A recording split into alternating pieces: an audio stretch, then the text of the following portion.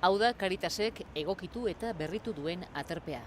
Intxaurrondoko elizan zeuden lehen eta orain Ategorrietako etxe honetan 40 lagunentzako behar diren zerbitzuak jarri dituzte. 40 daude izarak eta mantak garbitzeko garbigailuak, jangela bat gosaltzeko eta behar diren komunak eta dutxak.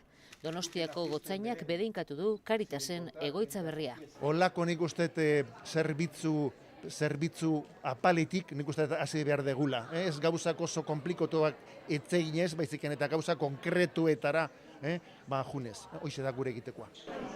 Gauero bi hezitzaile eta Caritaseko bi voluntario egongo dira aterpetxean lotara etortzen direnekin.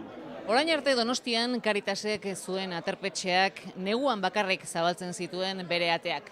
Gaur inauguratu den aterpe berri honek urte osoan izango ditu ateak zabalik.